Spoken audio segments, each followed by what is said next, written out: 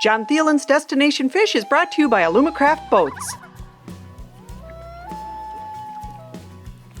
There you are. There he is. Look at that. Nice. I wasn't even Right paying away. attention. I wasn't even watching. Didn't get much better than that.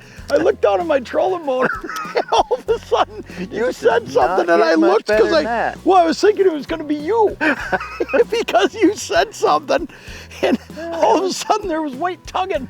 It was a bass. It was a bass.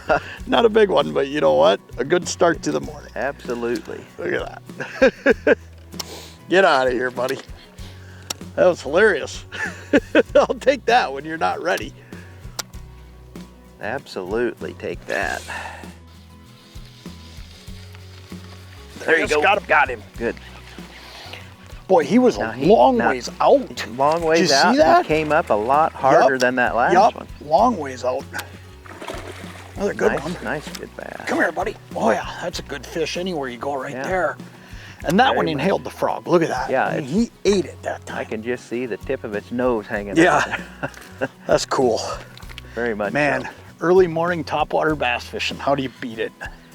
I don't think you can. It's pretty tough, isn't it? Yep.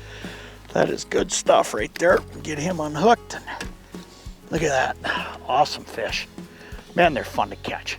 They're just a ball when they blow up like that. Especially doing this. Yep. Absolutely. You know, one thing we're doing today, and I know Jamie and I have fished together a little bit and talked a little bit about different frog fishing, but one of the things we're using today that's a little bit different is we're using a BOOYAH Popping Pad Crasher.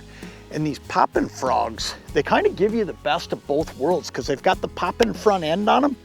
So you can pop it like a Rebel Pop R. You can go splash, splash it, and yet you can throw right up on top of cover like lily pads. So it's really a super versatile bait when it comes down to it because you can do anything with it. And you know, the other thing about it is it just entices strikes. I mean, it angers those bass and makes them blow up on it. One of the things that's really cool about them is with a regular frog, you've got to have the patience to wait a second. When you get hit, you got to let them inhale that frog. You got to feel the fish. Right. With a popping frog, here's what happens. That fish that you just saw, he inhaled that bait. There's no such thing as me having to give him a minute. I can go ahead and react with that rod tip down and just react straight up. And it makes it easier because I'll tell you what, if I have one deficiency in my bass fishing, it's patience. I want to set that hook as soon as there's one. Got him. Ooh. No. But I want to set that hook. I mean, I'm in a hurry. And you know, it gets hard for me to have that patience to not set it. So I really like these popping pad crashers a little bit better actually, because I feel like the fish inhales it a little bit more. While we look for the next strike, let's take a look at today's logbook. It's mid-July and we're fishing a typical Midwestern lake. The bass are up shallow in 2 to 4 feet as we cast through the early morning hours. Water temps are in the mid-70s and air temps are close to the same. Topwater frogs cast to the edge of both standing weeds and lily pads are triggering our strikes. You know, I cut my teeth as a kid fishing walleyes and even through young adulthood. But man, as I've gotten older and spent more time bass fishing, man, I just absolutely love it. It's so much fun. Yeah. And you know, if you walleye fish a lot, then you come into this, it's a total different, you know, strike, a whole different deal. There he is. Got him. Came up and everything. Airborne. Good deal. He's jumping, he's doing the whole deal for you. Yeah. Decent little fish. I think here he comes again. Oh, there's nice. nothing wrong with him.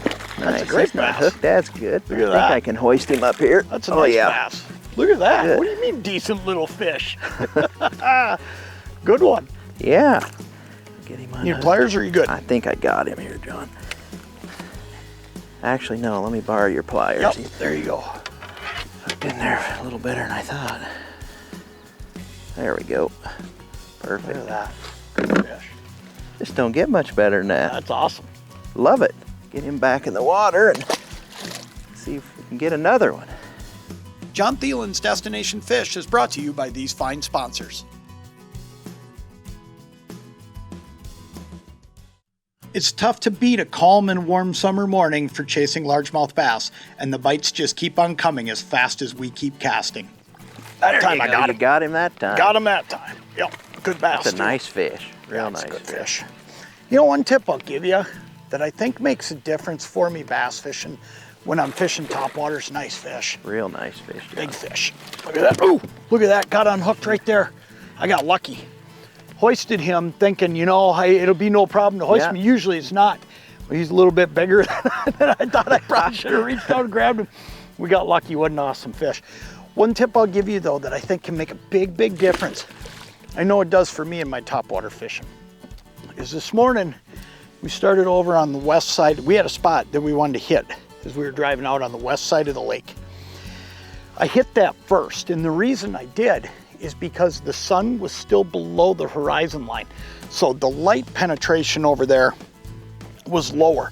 What I'll do then, if I can get away with it, depending on the lake, but you take a lake like this one right here, you've got a deal now where all these trees are blocking the sunshine. Absolutely. So what I've done is I fished that west side first because the sun's coming up over here in the east, and I knew that we'd have shade on this side of the lake for quite a while. So hit those spots first over on the west part of the lake where the sun's going to get there earlier, and then work your way to the east side if you've got a tree line that's going to give you shade, because you're going to get a longer period of time that you can fish this side of the lake, and these fish are going to be up and active. You know, I think the other thing that's so cool about these popping pad crashers is you get this little breath of wind like we got right now, and it's still super effective. You're still throwing up. You're still throwing up noise and splash. Right. Because right now, all of a sudden, with this little push of wind, what you find out is the fish can't see as well. No. And there's more for them to feel in their lateral line or hear, however you look at it, whatever you believe there. There's more going on with the waves on the surface. But this popping pad crasher versus swimming a standard frog puts you in a position where you're still making noise, and they can still hunt it down. That's huge. They can still track it. Yep. There you go. Get him. Nice. Beautiful. Another nice little chunk, I think, isn't it? Yeah. Look at that. Perfect. Man, that's fun stuff. Never gets old, does it? Fun stuff. Every bite. Every bite strike. Every is just bite. as fun. Yep. In between fish, let's take a look at another great Alumacraft boat model.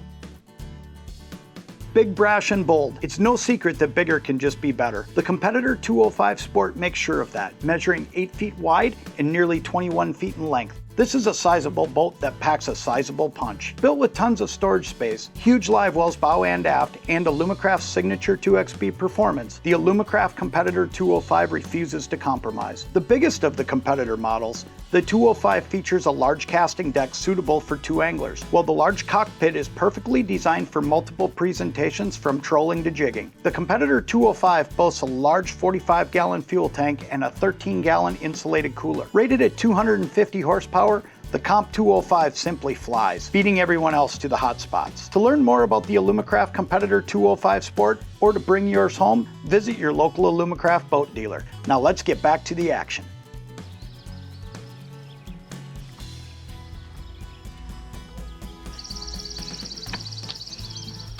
There he is. Got him. Attaboy. Yep, got him. Just trying to take a little coffee break. Sometimes you gotta have a coffee drink. Yeah. Ooh, that's a good bass. Decent fish, I think, too, fish. John.